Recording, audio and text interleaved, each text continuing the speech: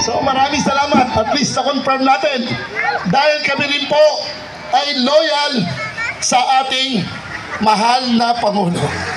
Bago ko po ibigay ang aking mensahe, gusto ko rin pong sabihin sa inyo na ang tumatakbong mayora ng Maynila ay super ever loyal to our President Ferdinand Bongbong Marcos Jr.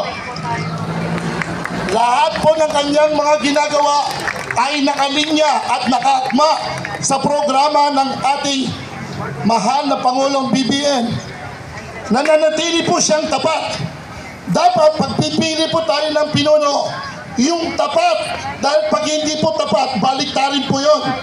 Minsan nasa kabila, minsan nasa kanan. Para pong kanggaro. Sabi niya po, balimbing, si Mara Tamundong po ay tumatayo. Bagamat wala po siyang posisyon for so many years, pero nakita po namin ang puso niyang magsilbi sa bayan. At higit sa lahat, dito po sa Metro Manila. Meron po siyang vision na mapaangat po ang pamumuhay ng bawat Pilipino, bawat pamilya dito sa Metro Manila.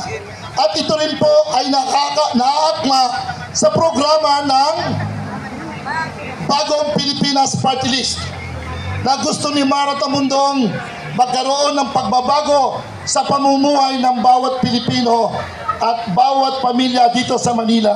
Tamang-tama po ang Bagong Pilipinas Party List 146 dahil nakatuon po to sa mga livelihood program, mga karagdagang pagkakakitaan para umangat po ang kalidad at lifestyle ng bawat pamilya.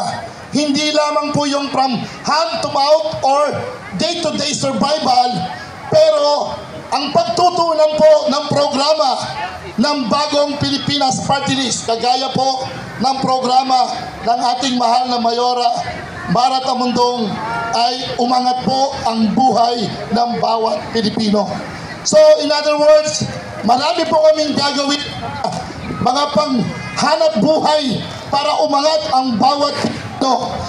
Yun po yung aking hilig, mga hanap buhay, para naman po madagdagan yung kita. Hindi yung mga, ito po ay nakatuon sa mga ordinaryong mga manggagawa, lalong-lalo na po sa mga mahihirap. Kasama po dito ang mga agricultural workers o tinatawag nating mga farmers. Yun po ang pagtutuunan ng Bagong Pilipinas Party List. So magkatuon po kami ni Mara Tamundong. Kaya nararapat po, tulungan po natin si Mara Tamundong na mahalal po dito sa Manila.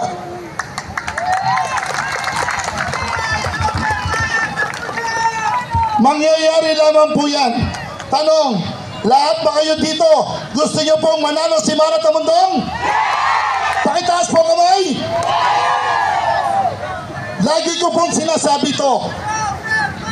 Kung gusto niyo pong manalo si Miss Mara Tamundong, siguro bago ko ituloy, tatanungin ko rin po, gusto niyo po ba ang iyong abang lingkod na nagsasalita ngayon ay manalo rin sa Bagong Pilipinas